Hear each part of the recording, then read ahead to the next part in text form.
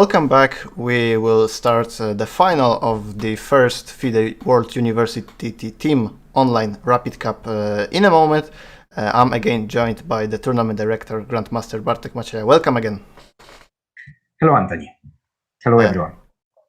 All right, we had a lot of interesting action ongoing during the semifinals, but we again do have the match between University of Missouri and St. Louis University in the final.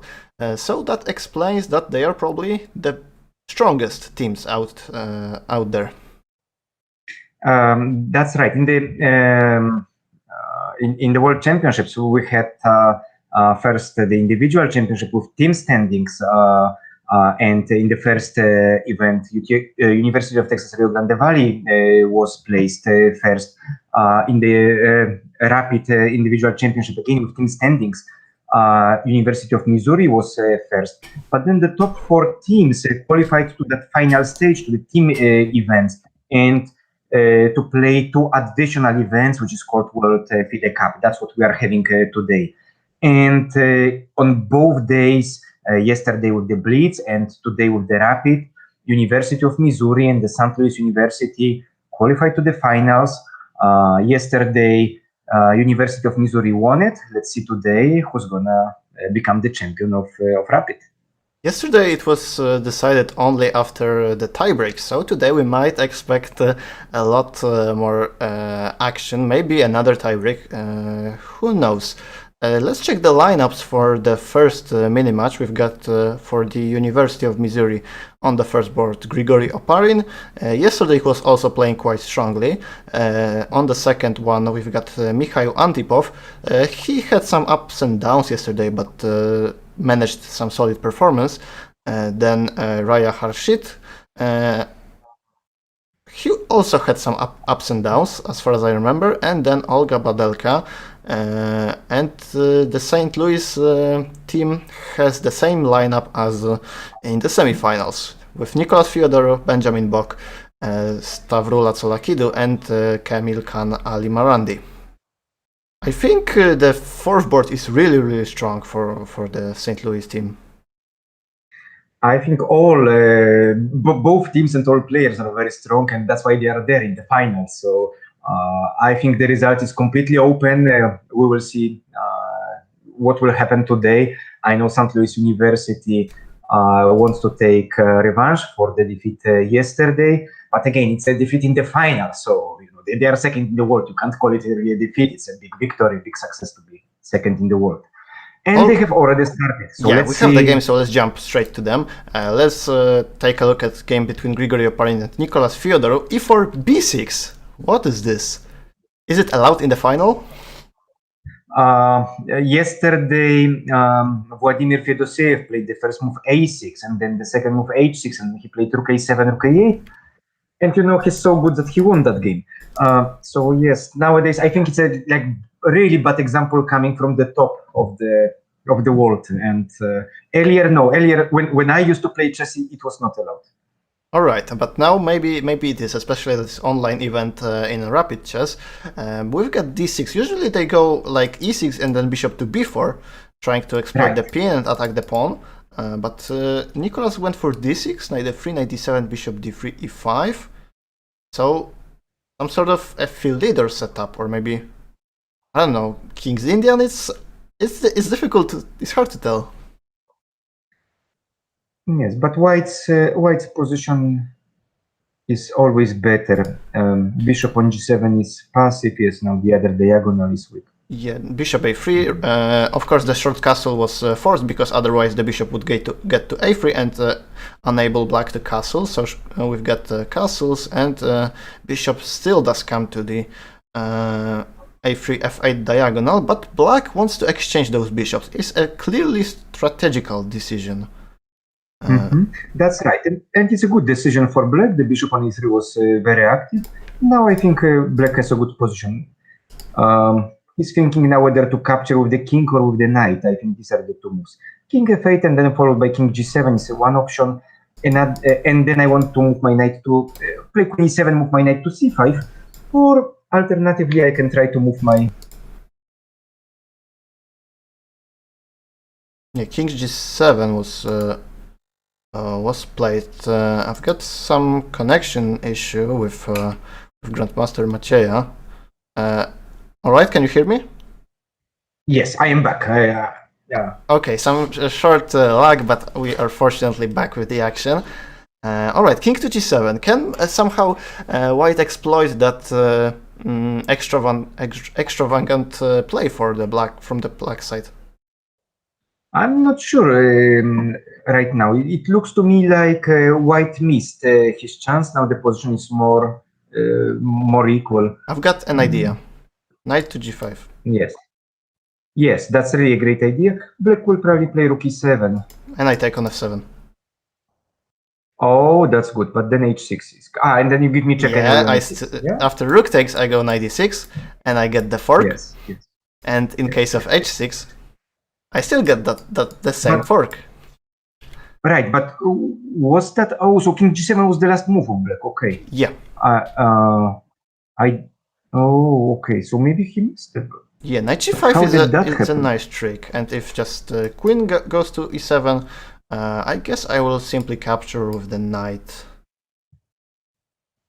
Because if I take it with the bishop, then I get h6 and the knight is overloaded. No. Then bishop takes e8, white wins. Oh yeah, of course, that's true. Yeah, bishop f7 is good as well, because the rook is hanging. Yes, so it's swinging. And knight g5 on the board. Yes. Oh, that was like a terrible move by black, king g7. Yeah, he went for this immediately, but it turned out to be a terrible blunder, because the king looks better on g7, but maybe it was more reasonable to go just king g8. No, but there was no need to move the king. He doesn't want to go to g8. He wants to go to g7. That's why he went there. But it was just a wrong moment to do it.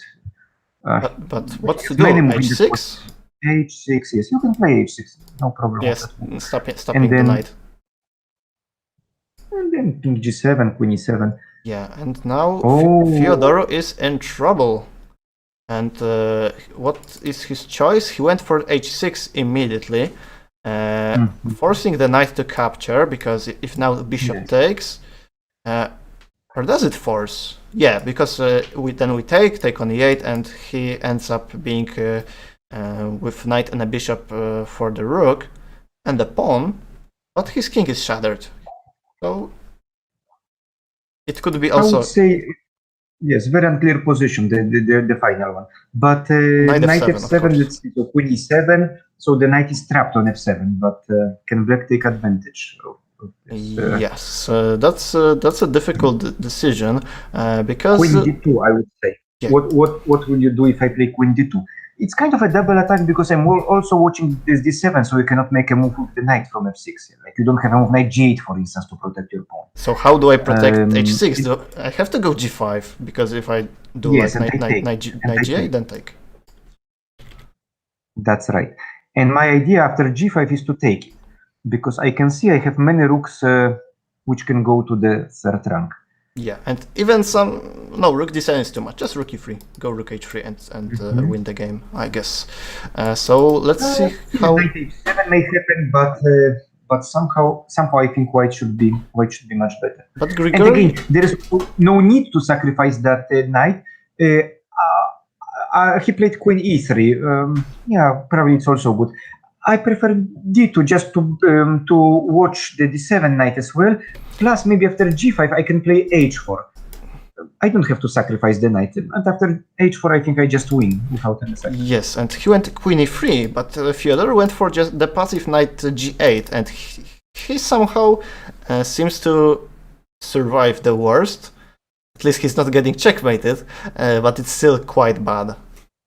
Yes, you see that precision, just one move. So white was winning in one move, queen d2 instead of queen e3. But maybe still the position is like great. I can go maybe queen to g3 and create a threat of rook takes d7, followed up by knight to e5. But that's already not a winning threat, not a winning continuation. Yes. White, of course, should be much better, but now the game is going on, so we don't know what's going to happen. The outcome is still unclear of this game. Yeah, the knight is some sort of in a trap. Maybe his idea was to go something like f4. Yes. I'm not totally sure, because after e takes queen d4, you still can cover with the knight. I think you need to recapture that pawn on f4.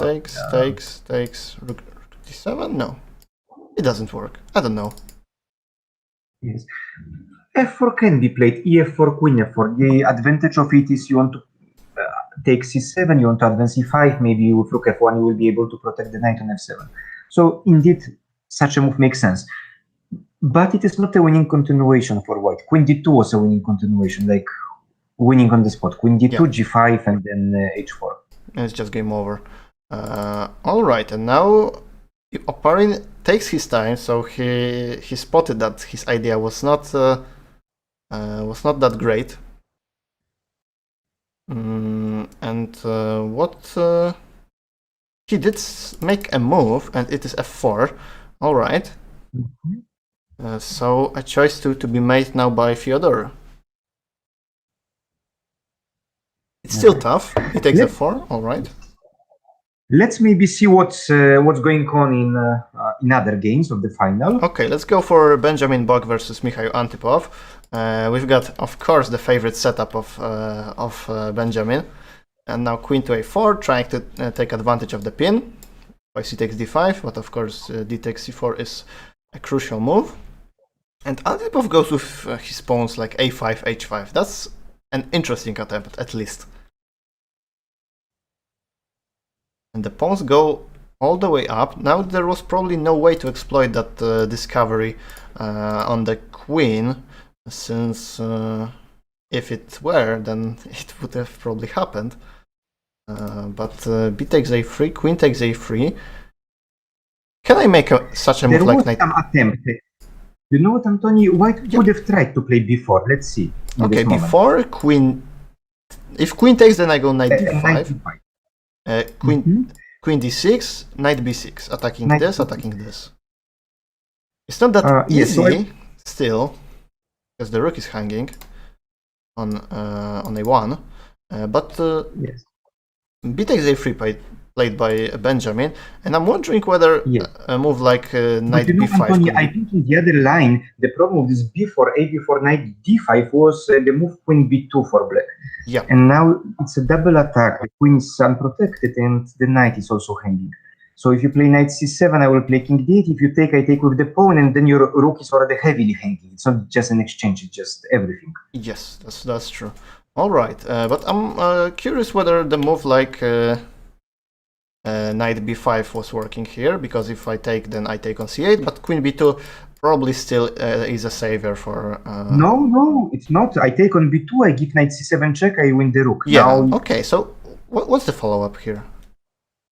There is no follow-up, it's just winning. So why didn't he play it? Oh, they missed it. They missed it. Both of them missed it. Because it looks like a crushing idea. Knight c7 is bound to come, and where does the queen go? It has nowhere to go. Look, if a6, then I just fork it, right? Yes. So the only move is queen b2. There is no other. Or queen a4 maybe. That's the idea. Or queen a4. Yes. Oh, queen a4. Of course. So knight c7, king d8. Then the rook is not hanging. Yes. The rook is not hanging because the queen is hanging. All right. So they see more than us still. Yeah. Definitely. Okay, so he went for rook b1, knight d7, rook to b3, and now where does the queen go to? Probably a6 or maybe a7. I'm not entirely sure right now. There's many possibilities. Still, something like queen to d6 can be considered, but what's the best? Yeah, I'm not sure. Queen to c5 also is possible. So there is a pin, just to pin the knight. Yeah, it's also possible. So a big decision time for Antipov. Plus, with queen c5, there is a threat, which is to play knight g3. At least you may think about it. So the pawn on f2 would be pinned. Usually it doesn't work because knight g3, bishop e3, but still that's something like an extra possibility which you may have. One day it may work. Yeah, maybe. All right, so while Antipov is thinking, maybe let's move on to a game from the third board between Raya Harshit and Stavroula Tsolakidu. It was a Sicilian, the famous line with bishop g5, knight d7, queen e2, g6. Okay, that's a regular stuff. Although they used to play after queen e2, h6, bishop h4, and only now g6. So that after, so now f5 would be not that great because I guess the move g5 would come. But black went for g6 immediately. Maybe that's her idea. And we've got some dragonish Sicilian, I would call it. Not exactly a dragon, but something similar. That's right. I think black should be okay, but we will see. Of course, the pawn on e7 is very weak. You don't want to take on d5 because that opens the bishop. Rook a7 is a great move, which was played. That's exactly what I wanted, to protect the pawn on e7. Yeah, so then you can play the next move.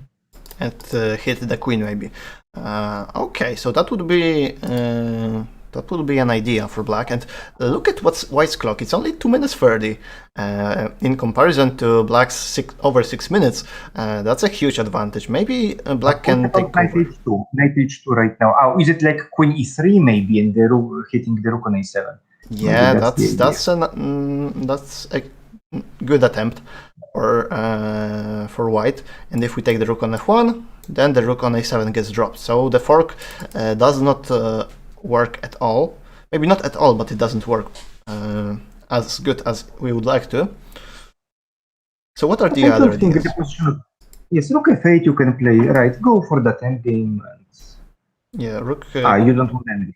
Okay, yeah. Okay, let's check if the endgame is okay. Takes. And what is this endgame all about? Rook f1, king e8. Yeah, king e8 is a forced move, so maybe now white can somehow exploit the fact that the king is on e8 and the rook is on a7. But I don't see any such way. Yes, it's probably not that simple, but I agree. Maybe slowly to play c3, then knight f4, then bring bishop c2, bishop b3 after that plays bishop f7. Can we put the knight on f4 immediately? Yes, bishop will go to f7. Yeah, it's probably nothing. Maybe get some chances on the other side of the board, but we've got a move, and it's rook to f8. It's not something really surprising. And queen e2 as a reply by white. So he's not interested in that endgame. Okay, so what is now the point for the black player? She can trade the rooks. But she goes for rook f7, so that if rook f7 happens, then the bishop has a safe square on f7, protecting the pawn. And maybe even later on, if we get out of the pin, play e6. If we, of course, move the queen away. Yes, I like this move, rook f7, but white can knight f4. Play. Yes, knight f4. Hitting those two pieces, and I guess black is forced to take on f4, which is not something she would like to. No. Because if we move the bishop away, then we lose the pawn on g6, and we can somehow protect both weaknesses at the same time, so we have to take. But this bishop is a very important one. So white will have advantage. I think another drawback of this move rook f7 was that white could have played rook f3. And black cannot already take, and then you will play rook df1 and somehow create some pressure, and black will never be able to take on rook f3. Rook f3. Yeah, okay. Yes. Because if we take, then the knight gets stuck. Yeah. And yes, and that will be very bad for black. So, and then you will play rook df1, and somehow looks like black will be in trouble. But knight f4 is a more concrete way of dealing with it. But if we take on f4, we have to somehow take with the bishop, because if we take with the rook, then the knight can cement itself on e5, but if we take with the bishop, and after knight e5, we can take, and maybe take the pawn away. Or bishop, maybe move our bishop to c4. getting the discovery attack. If bishop takes, we take the queen, and after king g7 we take another rook. And if queen does a protection, then we take and claim that this position is better. All right, but black is in some sort of trouble. She thinks a lot right now about her choices, but I guess there's not much to choose from. That's right. I think that move rook f7 was unsuccessful. That's why she's now in trouble. Let's maybe move to another game. Yeah, the last one. The last one. Yeah, yesterday Kamil Khan, Ali Marandi used to win a lot of games against Olga Badelka, but let's see if that trend continues to happen. What is this position right now? Last move was rook e3, f takes e5, and now the knight is hanging. Yes, Olga is not afraid, but well, probably she's not. Oh, knight e5, and if we take with the rook, then we drop the rook on a8. Yes, and if king f6, then knight g4 will happen. So game over. That doesn't look. Yeah. If king g6, then I can go like knight g6, double check, the most powerful check in the world. Attack by the knight and attack by the rook. If we move the king away, then it's rook to e8. So the game concludes. No, rook takes e5 was played, so we expect queen takes a8 and exchange and a pawn up for Grandmaster Ali Marandi. So I guess it's gonna be over soon. So maybe let's get back to our first game between Oparin and Theodore. I'm so confused by the placement of the knights. It's so weird. Oh, so that was that game when the knight went to f7 and got trapped there. But yeah, on the other hand, white was a pawn up. So what we can see right now is, black is an exchange up, right? Yeah, there was a sacrifice of the exchange, because in this position he could have, or maybe he couldn't go to rook takes c2, because rook takes c7 and this knight somehow gets awkward. Or maybe he did calculate something here. Maybe he did calculate. So let's see what exactly. The rook is hanging on a8, of course. The rook is hanging, so he's about to win right now. Okay, then the game is over. Yes. Okay, let's move to the second one, Bach Antipov. This one is also pretty confusing. Black did sacrifice a piece for 2 pawns, right? Like those two ones. And what's going on right now? Rook b3. Another pawn can be taken, but we don't really want to give that bishop up because of the mating ideas on the square of g7. So that's not the great move. And Antipov up on the clock. So let's see how he proceeds right now.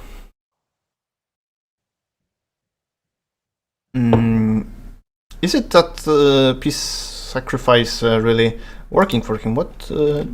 Knight g3 takes, rook b6, or okay, maybe that was the idea, or maybe it was a miscalculation. We never know. Maybe miscalculation. Maybe he missed that rook b6 move. Yeah, because after knight d3, the queen attacks the king, and at the same time the rook is being attacked by the knight. So if we move the king, then we take on b4. But maybe he did miss the move rook b6, which deals with both of the threats at the same time. But the game went queen c5, queen d3, so what's going to happen? The knight is free right now to move. Knight e4, knight g5 might be the idea. Yes, white is much better. White is objectively winning. It just maybe both of them are down to 1 minute and some seconds, so that might be the only challenge for white. Let me interrupt you that Oparin did win indeed his game, so 1-0 up for the team of from Missouri, and now let's stick to this game. Okay. Bishop to f5. Bishop f5 is a good provoking e4, I guess. Right? No, knight e4 was played by Bach, and if we take, then the bishop gets opened up. Maybe even some sacrifice is possible, and the pawn on b7 is hanging as well. So that's not a great way of dealing with this position. But what is the great way? Because the Yeah. bishop is under attack. So That's queen true. a7, rook takes b7. If queen d5 instead of queen a7, then knight f6. Oh no, because the queen on d3 is hanging. Yeah, so But it's not probably something possible. is going to happen. But he took on e4. Maybe after queen d5, I was considering the move like g4. G4, yes. Yeah, and takes. If bishop takes here, then we give a discovery attack and win the queen on d5. But if bishop takes, then we take back and take on b7. So that was my idea. But the game has progressed a lot. It takes on b7 and bishop f6. So after queen c6, we may witness an endgame with piece up for white, but 2 pawns as a compensation. So there might be some drawing chances. Right, but white will never give that e2 pawn. The c6 pawn is lost, and white just must protect the e2. Maybe by playing e3. Bishop f3. No.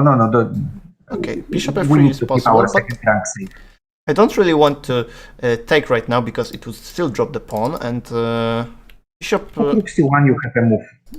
Yeah, bishop f6 was bishop f3 was played, king g7, and yeah, rook c1. That's the one idea. King g2 first, you can start with, because after rook c1, probably rook a1 will play. But then, of course, you will take on a1 and take on c6, so finally you will accomplish your goal. And that would be winning, of course. But now Bach does take his time. And are there any other results? Not yet, so we will stick with this game. Let's see how Benjamin converts his advantage. He did play a move. It's king g2, as you mentioned. And now rook to d8. Trying to get maybe first or second rank if the white rook somehow leaves this position. Rook c1 attacking c5, attacking c6, so the queen now is forced to move somewhere. But where? That's the big question. Yeah. Queen a3, okay, that's one of the ways of dealing with it. But after rook c6, you have to worry about rook d1. Followed up by rook a1 trying to snatch the pressure on the first rank. Alright, that's probably why taking with the queen is safer. But he took with the rook. He took with the rook. Yeah, rook so that's... d1 and maybe there are some ideas of... Even with your rook on d1, you will not have that such a powerful compensation, because what are you gonna do? Maybe bishop e5 is the move he wants to answer after rook d1. Queen a5 was played. Does it drop a rook to bishop c7 or not? Rook takes f6, yeah, and now bishop followed up by bishop f7, bishop c7. What's the idea? Or no, he went for queen e7. He goes for the kill, attacking the rook, attacking the pawn at the same time. So he will probably win smoothly. Queen a8, yes, and now anything can be possible. Queen f8 is the simplest way.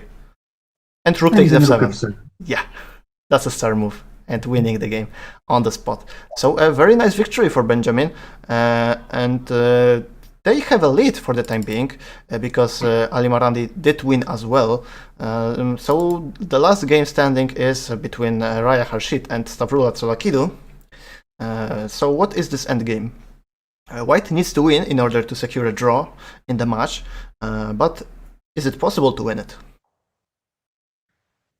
It's possible, but it's gonna be a long fight. The time is extremely low for both sides, down to 10 seconds. Yes. And the pawn is being everything lost. may happen. Right. But e7 is also hanging, so... Oh, okay, so it's not that simple. Yes, c3, yes, preparing before. King f7 now before, of course. It's gonna happen. And soon it does. And what's the plan right now? This knight is being misplaced a little bit. I get a feeling like this. Knight d8 is the one way of dealing with this problem. Maybe bishop d7 and knight comes to e6 and bishop to c6 just to attack e4, and that's exactly what happened in the game. But c4 is a strong break in the center. That's right. Not in the center, but on the queen side. Knight e6, and can the b5 be taken? Knight g5. What is the plan? Because if you for example, take this way, then the pawn is running down the board and is winning. And if you take with the a pawn, then the a pawn still gets activated. So the endgame should be hopeless, because the idea is to go a7 and sacrifice the bishop for the pawn, deflecting the bishop on c6, because it has to stay on this diagonal. Yes. I just wonder, why did white recapture with the h pawn on g5? Why not with the f1? I'm confused as well. Maybe he didn't like the idea of bringing the king to e5. Maybe. Okay. Maybe. We will never know. But the game still continues, and another break, this time on the king side with the move f5. So he will get 2 passed pawns. And will it be enough to secure a victory? I guess it will. It should be. Yeah, because the king will come to take the h pawn away, and then it will come back to help the g pawn. For example, we put our king right here, and then we go with the g pawn. a7 has to be played sooner or later. That's my gut feeling. Although maybe not. Maybe the idea is to go bishop c8, bishop b7. Or bishop e4. Okay, bishop e4 should be enough, because if we take, then we take with the king, but h3 has been played, takes, king to f2, and the a pawn is unstoppable. It will win the game on the spot. So no draws. Yeah, despite the match being tight, no draws have been made.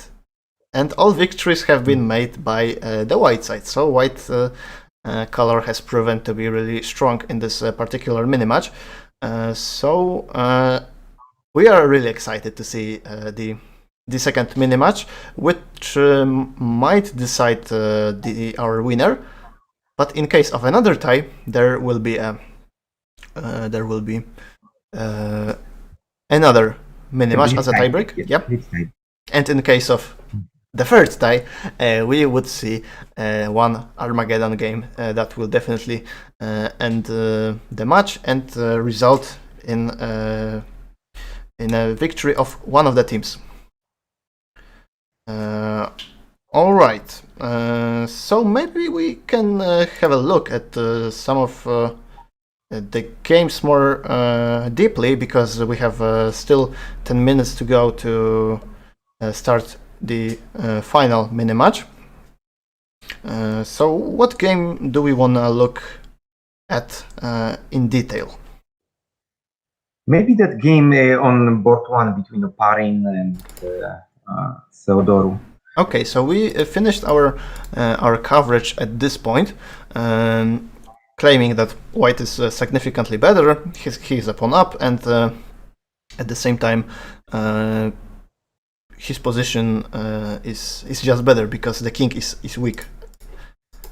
Knight f8 was played, rook f1, and b5. What is this? That's the attempt to open everything up, right? That's right. Because if we take with the bishop, then we go queen c5, hit the king and hit the knight, so we win a piece. Right after, for example, queen f2, queen takes c3. Of course, it's not that simple yet, because we do lose a rook for a bishop at the same time. But I would say knight d6 is coming here right now. Knight d6 might be a good move, like a double attack. Yeah, it might be as well. If we take, then queen f7, king goes to e8 and queen a8, and it will be a winning position, that's for sure. So maybe that wasn't that scary. Like queen c5, queen f2. Can anything different be played here? I'm not sure. But let's see how the game continued, because probably for white there is no point of going for such complications. Yeah, he just went for knight takes b5, which is safer, simply. Queen c5, queen f2, queens got exchanged, rook e7 protecting the pawn, but at the same time freeing the square on d8 for the white's knight. Yeah, knight d8 on the board, and bishop takes e4. That's a sensible continuation, and knight takes c7. Oh, and if we take, nice. We've got a fork. No, knight takes e6. We have to first go rook takes f8. Yeah, that's obviously true. And if we take with the king, then we go knight d6, attacking the king, attacking the rook. And if we take on c4, then we've got a move like knight to e6, attacking the king and at the same time discovering the attack on the rook. Or not, wait. Yeah, that's true. I'm so confused with all those tactics. Because if we take on a8, then we take our rook back. But we can also take on c2, so it's not not that straightforward. Although it is winning. No, there is rook d7, rook d7, rook d7. Rook d7, king goes here, and rook g7, because there is the rook is hanging. Oh, yep. You mean the other rook? Oh, okay. That's why I meant the other rook to come to a7 for the safety purposes. Both of them. The order is indifferent. Yep. And then the other rook somewhere. So it would be winning, for example, like knight f4 can be played, maybe. All right. So that's why rook takes c7 wasn't possible, wasn't really wasn't really good enough. Bishop takes c2 was played, and that's the position that we are looking at live, because if rook takes c2, then the move rook c7. Yeah, that's what we covered. Mm-hmm. And the knight cannot come back, but it's still a pawn up. But Grigori decided to go for rook takes f8, which is obviously better. Takes rook f1 and taking the rook back. So a smooth victory for him. I would take a look at the game on the last board just to check how Grandmaster Ali Marandi went for such a dominant position. So we've got a London system. Yesterday he was playing a lot of Trompowski, but today he's in the mood for the London.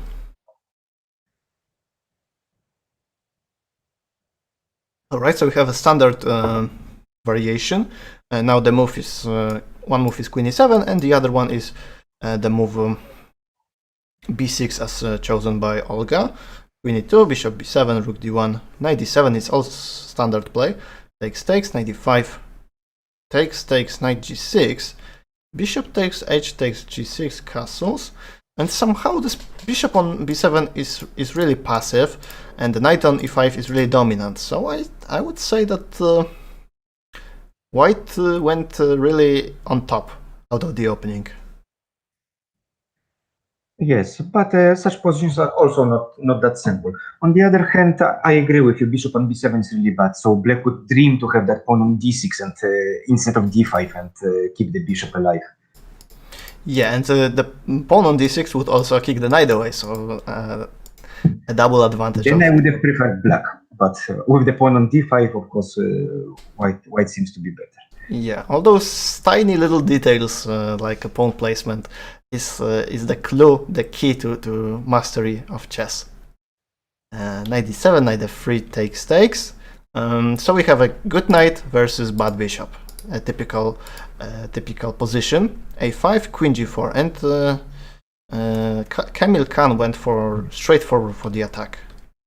I'm not sure if a5 was a good move. Let's come back.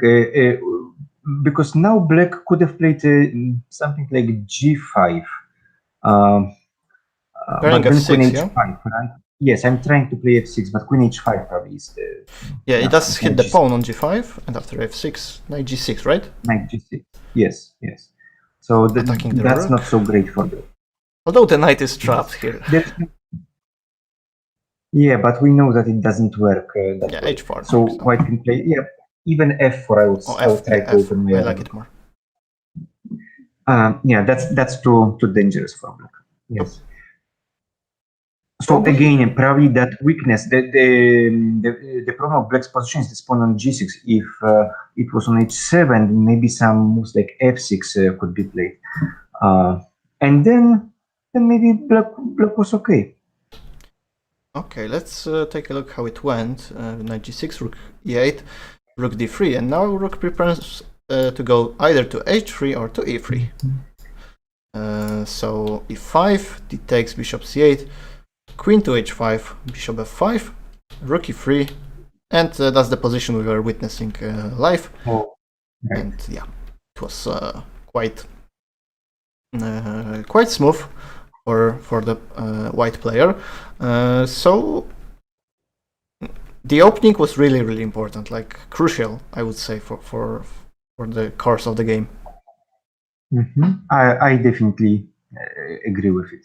Yeah, because after the opening we got up to this position, which turns out to be really passive and really difficult to play. Maybe it's okay or not that bad, but it's really difficult to play, especially in the rapid game. So that explains that loss for Olga. And we have the lineups for our final mini match.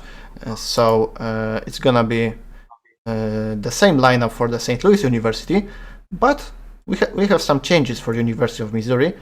Christopher Repka and women grandmaster Tohirionova changing places with Raya Harshit and Olga Badelka. That change was did happen yesterday a lot, and it proved to be quite beneficial for the University of Missouri, because they won a lot of mini matches there. So let's see, new players. Well, it's the advantage of having several students very strong. You can change them and maybe.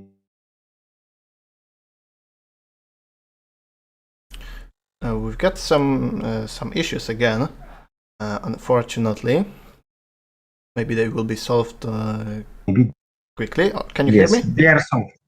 Yes, I can hear you. Okay, they are solved. Yes. So just as we go to the finals, everything is correct. All right, let's maybe check the game between Antipov and Bach, as I see it already being started. Although just the first move has been made, pawn to d4. Right. It's very interesting actually. Something has changed in the chess, in the university chess, that so many teams, the best teams in the world, are in the United States. So in particular, among the top 4 teams that played today the final, the World Cup, 3 of them were representing the United States. Earlier, that wasn't the case. Of course, Russian universities were dominating. Armenian university was very strong. Now it's much different. So there is a big geographic change in the university chess world. Yeah, nowadays traveling around the world is much easier than a couple years before. So that also explains that many students from different countries go to US, and they are also strong chess players, and they are good students at the same time. That's right. So let's see how the game is developing. It's a weird opening. Queen Yeah. d3. So What queen is this? d3 is not to allow black to develop the bishop to f5. Yeah, and but maybe black played a g6, so the next move will be bishop f5 with a tempo. I'm not sure how great idea it was for white to do. Maybe it's just a surprising idea for black, but I don't see why is it that good for white at all. Right. Well, the only thing is black had to develop bishop to g7, but maybe instead of developing to e6, I mean through e6 and then bishop e7. But I think people like to have bishop on g7. So yeah, and it also helps the bishop to come to f5. Yes. But why? So I think black is completely fine right now. White will play e3. White will try to develop bishop in that way. And this bishop on g7 might be hitting the d4 pawn. So that's like the strategic idea. It will be blocked. I actually recently tried to explain some of those strategic concepts. I even wrote a book, Chess Strategy Explained. We try to take try to explain those kind of things. This game reminds me some of the concepts I was trying to explain there. But I don't think this is like the right moment to do it. Just black develops so easily. You should definitely hope for more as white. Especially that the bishop still comes to f5 and it hits the queen of the tempo, so it's definitely a tempo loss for Antipov. But maybe he delays castling, because if we go bishop f5, queen d2, knight d7, he wants to go g4. White will step back to d1 with the queen. Oh not yeah, to d2. Go step back to e1 and g4. Yes. That's one of possibilities for white. But I don't think black is gonna develop knight to d7. Black will try to play somehow with c5, which means he can begin with queen b6. So bishop f5 is good, then queen b6, and then c5. Something like that. Yeah, and queen b6 is on the board, and queen b3 by Antipov. So we've got... And I would expect something like c5, which is a pawn sacrifice, because dc5, queen c5, queen b7 has to be calculated, but I don't know how good it is for white. Maybe winning a pawn, but on the other hand, look, white is undeveloped yet. So if the things go wrong, maybe... Yeah, maybe put knight here and problems. Get black should have good compensation, yes. But I don't know. That's definitely something Benjamin Bach is calculating right now. Is it worth it to go for c5? He doesn't have to. He has a great position. But if it works, then definitely it's a great idea to do it. Yeah, and but Benjamin is down on time, like 2.5 minutes. So definitely a tough decision for him. Let's take a look at the game from the board number 3, because from the very beginning I saw that it was some sort of forced line in the Catalan again. The open line was played yesterday between... So actually, we saw her playing twice against Ulvi Bajarani today, two Catalan games. Once she was white, then she was black. Now again, she's playing as white against Krzysztof Repka. Yeah, and yesterday she also played against Repka in this opening. Knight c6, queen c2. That's not the common move. You usually go e3 just to protect the pawn, but now queen c2, sacrificing on d4. Knight d2, c3. What is this? Some theoretical line. So I'm not sure if it's theory at all. I studied this line back in the days when I was into chess that much, but I haven't seen a move like queen to c2. It happens in many positions, but usually when black takes on d4, all those lines finish in a draw, like in an equal position at least. Yeah, so because here the same may happen, because white can win b7 back, so it will be more or less equal. Or maybe I would even pick black here, because the c3 pawn, it's somehow weird. I totally agree. Black is slightly better right now. And there are many plans possible. White king is a little bit weak. You can try to play h5, h4 somewhere. Attack the king. Queen h5, knight g4 is another option. But after bishop takes b7, bishop b7 in that position, bishop b7, bishop b7, b7. Something like this. Now the queen is a bit weakened, yes. Or h5, h4. Because the bishop is quite strong over there. Yes, and the c1 bishop is very passive. But let's come back to the game. Let's see what white will choose. But she takes her time. She doesn't want to commit too early. What can she think about right now? Maybe knight to e4. Knight e3. Knight e4. Yes, knight e4. I thought it was a good move. Knight takes e4. Bishop takes e4. Hitting h7 and preparing some idea bishop to e3, trying to get something against that queen. Yes, I fully agree. This looks much better than capturing on b7 immediately. Yes, but no move has been made yet, so definitely a tough decision. Because knight b3 is also pretty tempting. Maybe even knight can come to f3 sometimes. Who knows? What's the best? Alright, so maybe let's jump to the game on the board number 4. There is some crazy action ongoing, I can already see it. That's French, probably. Yeah, it's a French. By distraction. Yeah, that's the French. And the move h5. Alright. Usually they play the move like g5 as well. But h5, I'm not that familiar with. Nowadays, you don't know it. It's like Carlsen can play h5 in any position he likes. Yeah, that's and true. anyway, he proves it's a good move. Yes, this line exists. We had a bad experience as Poland playing once against Azerbaijan. One of our players played it at the Olympiad. He lost that line as black. So that's why I recalled the same structure and the same problem, which is a very passive bishop and very weak king.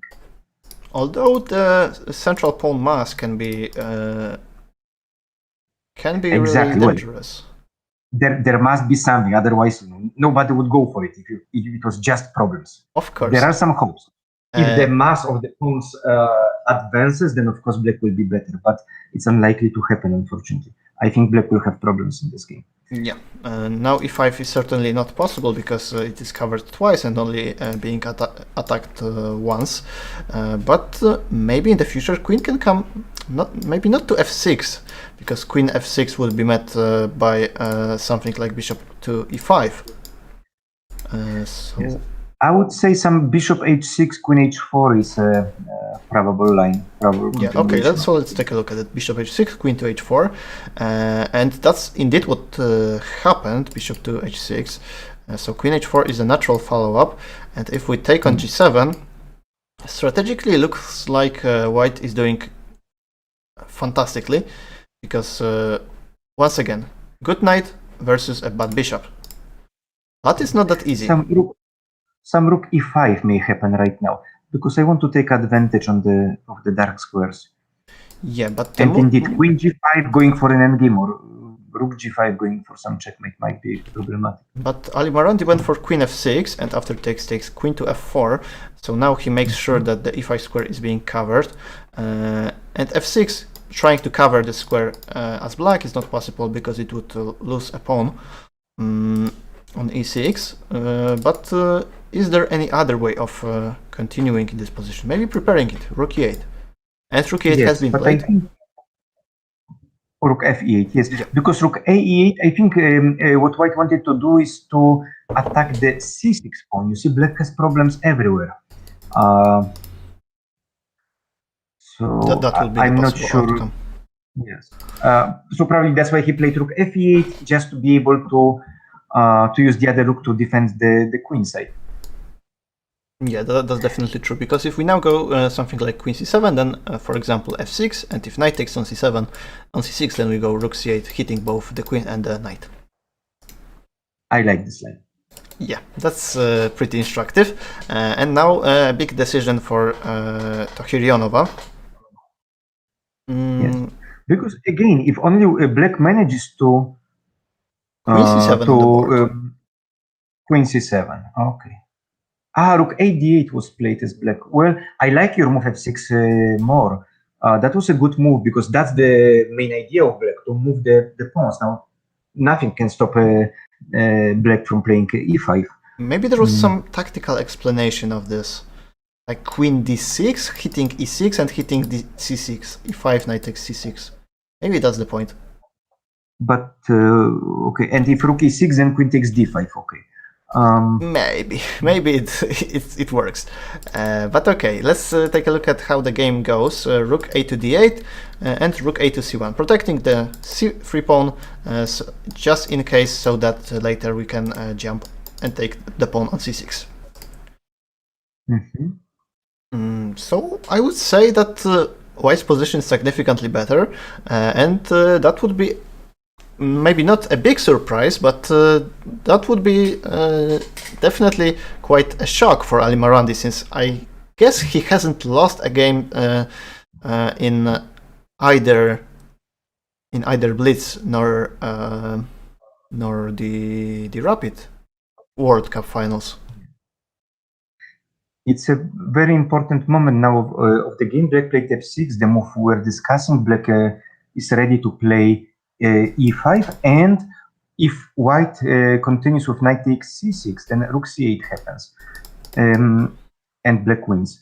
So white must take a decision, because again, a white had advantage, but if the things go wrong for white, then this central mass can decide the outcome of the game, and that's what Ali Marandi is hoping for.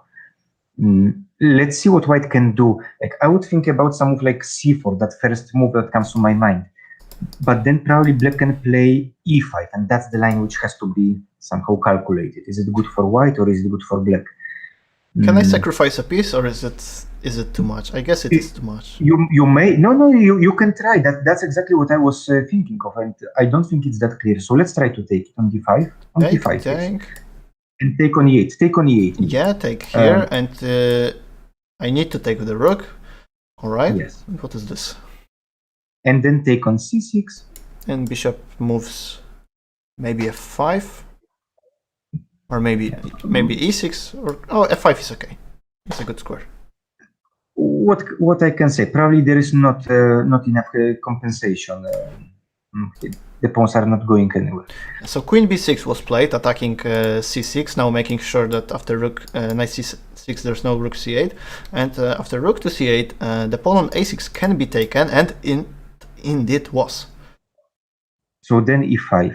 Yeah. And now the position is extremely complicated. I think black has a very strong compensation for that pawn. Look at the pawns on the king side now in the center. f5, f4, e4, e3, f3. I like black more. Yeah, f5, and the pawns are rolling. It's not easy to stop them. Maybe even some king side initiative can be seized by f4, g3, trying to get the king straight away. But now c4 is an opportunity, maybe. But yeah, c4, d4, that's what black will be always answering. I think f4, black should continue pushing the pawns. And then at one moment that may become really dangerous for... Yeah, and f4 indeed on the board, and that's what we witness. And b5, trying to get the advantage on the queen side, maybe create some pass pawn that would distract black's pieces from the king side initiative. Yeah, so in a sense, it's like in the king's Indian. White is advancing on the queen side, and black is trying to checkmate on the king side. The outcome of such a game, you never know. But like objectively, I like black more in this situation. I think black, the structure of black is so powerful that the center is so nice. Especially in a rapid game and in online rapid game. The attacks so usually... On the other hand, you know, in online chess or in rapid chess, the pawns are able to run very fast. Yeah, so, that's true. So it will be definitely unclear. Both players still have around 5 minutes, so quite enough to not blunder anything simple, but maybe not enough to think of something really complex. Mm-hmm. All right, so we have a move for rook to f8, but let's check the game on the first board between Nicolas Theodore and Grigory Oparin. It was once again a reti opening, but the final position is the most interesting one for us. The pawn on f2 is hanging, but can it be taken?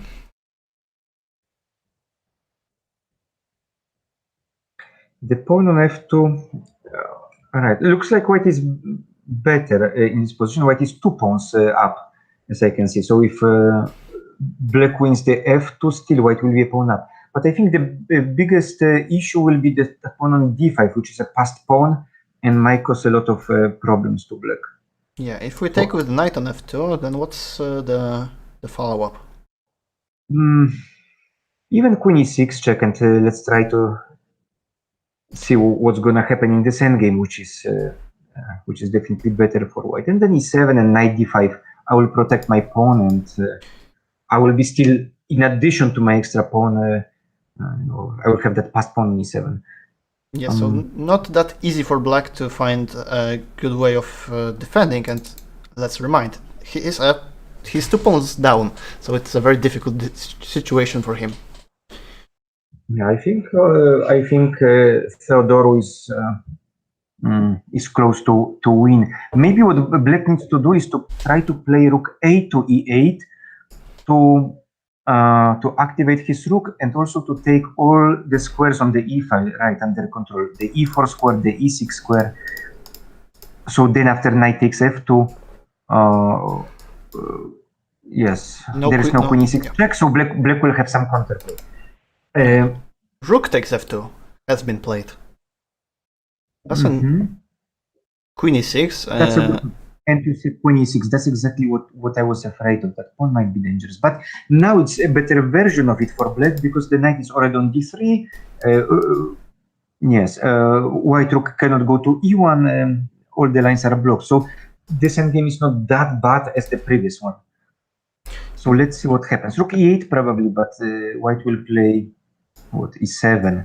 e7, rook f7, trying to take the pawn, and knight d5, protecting it. But what to do now? Maybe rook... that would happen? No. If it's not what happened, then no, not rook f7. Don't come back with that rook. You have a great rook on f2. Try to play king f7 to take this pawn. Okay. And then if knight d5, then take something on the second rank, like knight b2. Maybe. Can I attack this knight? You can. Oh, your king is. Oh, I see. Oh, rook f5. Yeah, rook f5. I like it. Yeah. Knight d3. And then it's not over yet. Not over yet, yeah. Rook f3. Oh, that's difficult. Knight c4, rook e7, takes, and pawn up. Let's see, but maybe let's do it better with black. I somehow thought. Oh, he played rook f6 right now. Yeah, rook f6 is on the board. And after e7, then probably rook to e6 will come. Or he wants to take the b2 pawn. And he doesn't want his rook on f2 to be hanging. Yeah, that's also possible. So that will be definitely an interesting endgame, since anything can happen. In fact, maybe not. I can't imagine black winning, but a draw or a win for white are, I guess, they have the same likelihood.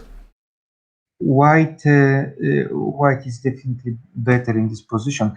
Just I'm thinking what would be the best way. Rook f1 is one of the moves which I have to, and if you take my pawn on e6, I will go with rook f2, f7. He went knight d5. Oh, sorry, not this game. Yeah, he went knight d5, forcing him to take, and then rook f1, preparing knight to f6. Okay. Yeah, that. And rook f8 is not possible. Check. King goes h8 and knight g6. Beautiful tactics. So that might be a tough position to hold for Oparin. Yes, black can try to play rook f8 and after knight e7 take on e7 and then take on b2, but I think white will be very easily winning in that endgame. Just and he went knight c5. All right, so now in case of knight f6, we take this knight and win a piece, so that's not possible. Okay. Can we go rook to c7? That's my question. Probably that's what's gonna happen in this But then game. Knight a6 maybe, trying to get some perpetual... Then you take that c4 pawn and then you are winning because you have an extra pawn plus the g5 pawn is very weak. Yeah, so that's this true. Game is just winning. So let's see how Nicolas will deal with it. He went for the move rook c7 indeed. He's a little bit down on time, 1 minute behind his opponent, but I guess it won't matter that much in the end game. So let's briefly look what's happening in the remaining games, and we'll come back to see yeah, so maybe let's jump to the board number 2. Okay, there will be some complicated endgame. Definitely. So white is slightly better. Okay, let's see Morgan. Okay, that's the fight I want to see, definitely.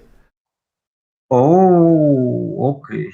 So we've got a knight and a bishop for a rook, and how many pawns? 3? And 3 pawns, right? I think 2 pawns, but at this moment, like, yes, bishop takes f4, and what is... Yeah, because there's a discovery on the queen, and you can't then take the bishop. So what's the play? Queen to g4, or is it not? Maybe Yeah, queen, I'm not queen sure h5. Yeah, but then bishop, bishop e3 and check on Check. f3 and then d5. Yeah, that was my idea. And go to d4, deflect the bishop, and then take the pawn on f2. Yeah, well, queen f1, I will come back, right? So I will be on time to protect But my pawn. still, But those pieces get less and less room. Bishop d2. And bishop d2. This move can be considered. A5 maybe not. No, e4 is dropping the pawn. Okay, so definitely some fight. But what's the move played in the game? d5 immediately. Look at this. And if we take the queen, then we take the queen back, and both pieces are under attack. Yeah, it's a double attack. Mikhail Tal once said that the game of chess was all about the double attack. And here we have that example. Yeah, queen c5, it's not over yet. Queen to h5, now the bishop will retreat. So there is a little bit better. Notice the queen had to come back to h5 because white was threatening to play. Oh, why bishop d2? Why not queen d5 right now? The last move. I'm not sure. I didn't understand that part. Yeah, and there's a pin. Yeah. So what's wrong with it? Yeah, I don't know. It's probably due to the time that they failed to find everything correctly. And now we see that black is certainly taking the initiative over, and it might be tough to hold for white. Yes, but on the other hand, the pawns are not moving yet, so now bishop should come back to g5 to stop it instantly, or white can play h4. Both of them are possible. It's absolutely not over. Yeah, so a lot of fight coming. Black is better, but will it be enough to convert? We never know. I guess we will stick with this game since a lot of action is really ongoing right now. H4, as you mentioned, is the best move, and it has been played. So what is now the plan for white to get through? For black, I'm sorry. For black, somehow to play e4, e3, but of course you have that problem of the d4 hanging pawn, so you need to protect it. Rook f6 is a good move, very useful move. I've got an idea, but no, it's not working. If I get my rooks there and sacrifice the one on g3, but it's... Yes, but I will place my bishop on g5. Yeah. That's my goal anyway. I'm gonna go. Yes, so that's what happened. Maybe I can put my rook on c2 and the other one on f8 and try to pressure the f2 pawn more. Rook c2? That's a good idea. And with this move rook c2, you are also protecting your pawn on b7. So the queen is now protecting the pawn. The pawn is not hanging anymore. And I just want to maybe take the a2 pawn. Just be careful. Yeah. Well, maybe actually white is in trouble. That's a bad looking move. Yeah, knight takes d4 is of course the main idea, the trap. Yeah, but I can play rook f8, and after queen takes e5, I can take on f2. Yes, you can do it. Yeah, definitely. So, but rook e2 on the board, and knight d2, queen d3, all right, and queen d1, e4. Yeah, the pawns get rolling, so it's gonna be difficult for white. Knight b3, yeah, and the queen trade can be welcome even for black, and it is. Since the pawns are really advanced, and you can go maybe for the a pawn or create a passer on the queen side as it was done right now. Yeah, so the endgame is favorable, definitely. Yes, black is better. I thought there was also another option of playing for white a move not d3 but e3 in that moment, trying to open the position, but I think both of them are okay. Right now e3, right? Somewhere there. e3, yes. Yeah, maybe. Just to open the second rank to weaken the king. But ultimately it still got opened, but let's see if it is enough to get a win. I guess it, or maybe it, I thought there's a win with rook g2, king f1, rook e2, but you can come back with the king and attack the rook permanently. But that endgame should be lost if you play rook h1, rook h1 check after king g1, rook e g2, king f1. Yeah. Give the check on g2, yeah, king f1, and give check on h1. Just trade the rooks. Yeah, that's the This idea, endgame but Christopher Repka does not go for it yet. He goes rook e2, rook g2. Maybe he wants to get his clock going up, since... But that's the first move. No, that's the first move. And after king f1, you play rook h1 check. Okay, king f1, and did he go for it? Not yet. But rook h1 seems like the only option available. Rook a2 is on the board. That's a little bit confusing to me. King g1 will happen. Yeah, and rook c2. Definitely does not clearly know what to do, but it's understandable since he's really low on time. But now some bishop d2 will happen, so I'm not sure how great idea it was. So you cannot push your b pawn. And then if I only manage to bring my king f2, king e3, the things will get super complicated. By the way, Nicolas Theodore did ultimately defeated Grigory Oparin, so a very important victory for St. Louis. Let's see if there will be a strike back in some of the games. Let's stick with this one. The pawns are rolling, but is it enough to get a win? Probably it is, since you can't really take on d3. Yeah, I think White made a mistake. There was that bishop d2 critical move earlier. Yeah, right now. Right now, yes. I don't know. Maybe Black wanted to play b4 anyway, but maybe now it's super simple to win. Yeah. Now just I don't know, b2 wins or b2 and creating the threat of rook h1. Let's for example this idea, and the knight gets deflected. So that would be probably winning, but he goes for rook to e2. If knight takes, then of course we take back and we do a fork.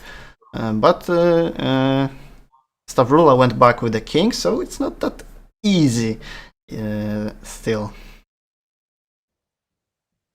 The idea of b2 later on is of course a must, and yeah, it indeed happened. Can I right now take on e2, or is it... Yeah, take on b2, make a draw. Oh, and bishop takes b2. Yeah, bishop b2, rook b2, rook d3. Okay, that's a big miss. That's a big miss, definitely. Or maybe can I fight for more? Probably not. So it will be a draw. I'm curious why he didn't go for rook g2, king f1, b2. Maybe there was some idea, but I don't see none. Nobody knows. No, nobody knows. And you can also win by playing, instead of b2, by playing rook d2. Threatening checkmate in one. Rook e2, check, king f1, and rook d2. Yeah, alright, and if we trade, the pawns are definitely too much. So the game has concluded in a draw.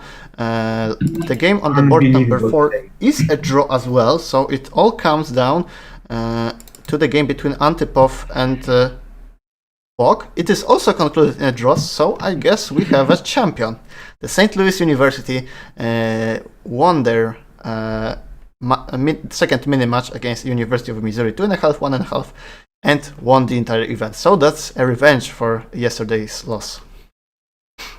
Wow. That's interesting. But that also means actually that in the United States, there are many universities that are at the same level against in this Blitz championship, which we had 2 weeks ago. The University of Texas Rio Grande Valley finished first in the team standings. A week later, University of Missouri finished first. Yesterday, we saw University of Missouri winning the team event, and today St. Louis University wins. So it's a pretty big competition, and we are talking already about the best universities in the world. Yes, so a lot of excitement, a lot of interesting games, and ups and downs for any of the team, in fact. But one thing we can agree at is probably that both of the finalists were equal competitors, and they were somehow at least slightly better than the other teams in the pack.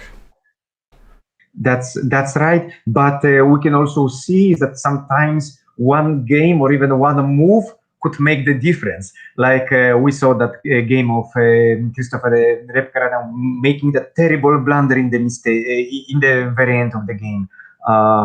It would have finished differently the entire match. It would have been 2-2, and we would have witnessed a tiebreak.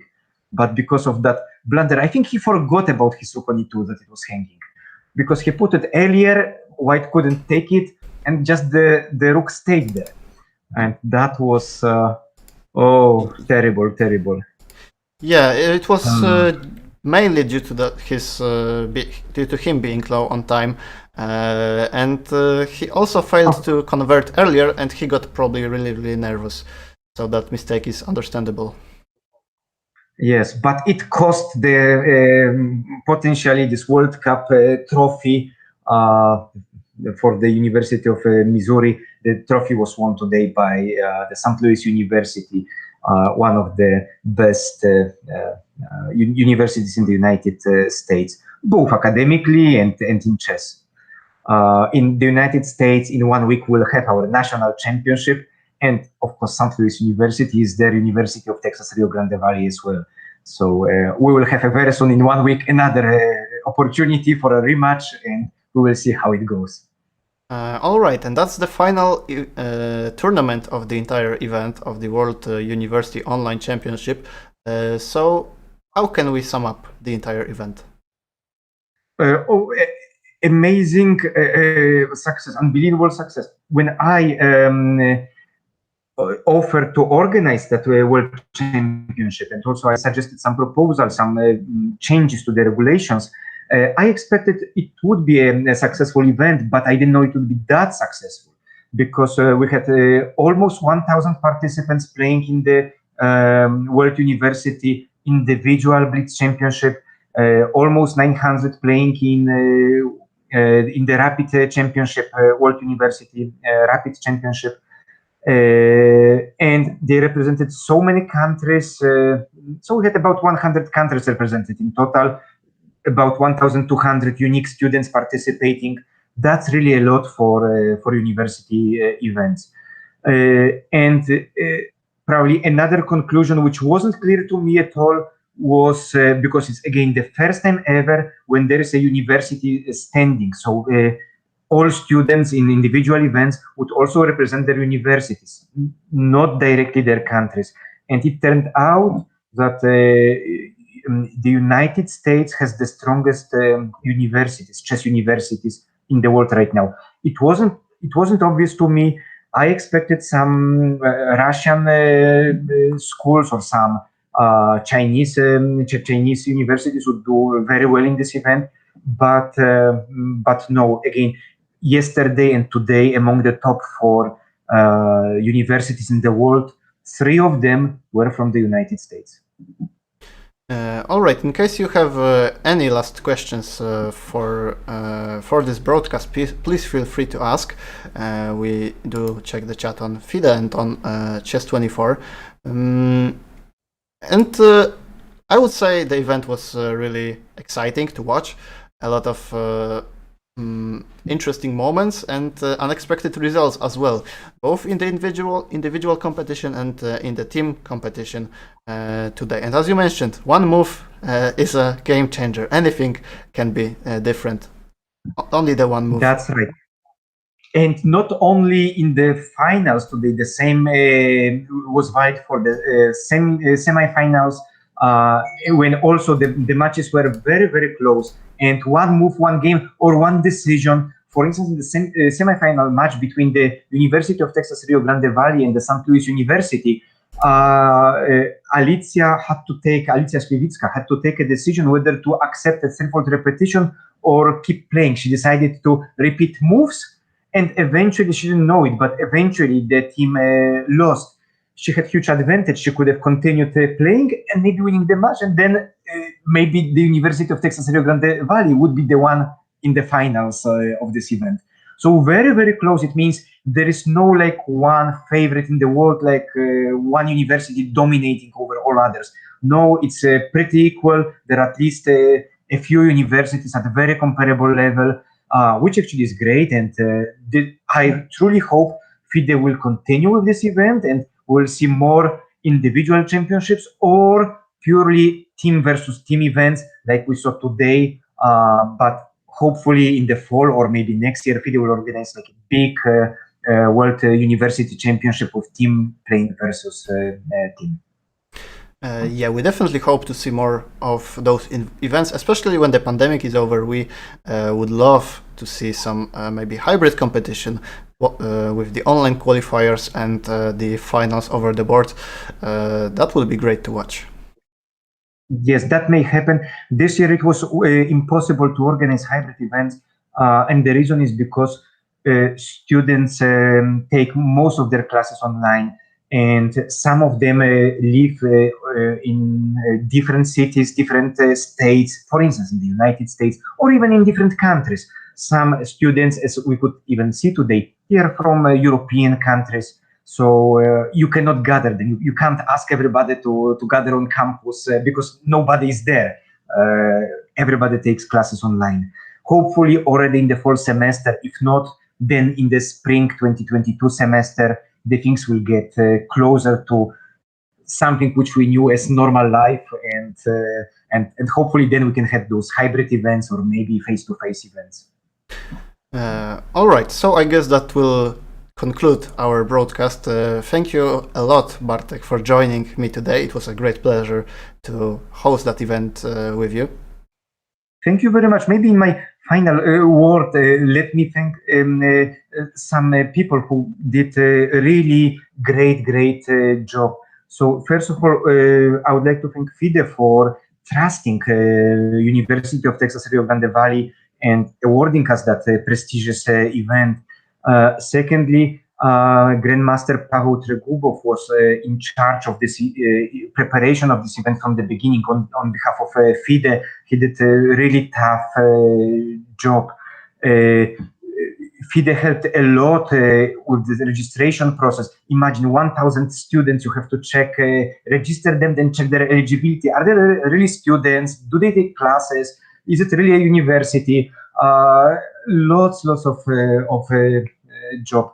And the arbiters of this event were a great international arbiter, Tomasz Delega as the chief arbiter, and his team, the deputy Tanya Karali, and the entire team. There were 30 arbiters. I will not, of course, mention all of them. It's impossible. But thank you all. Thank you, the entire team. Thank you all, also to Alex Mishta, who prepared.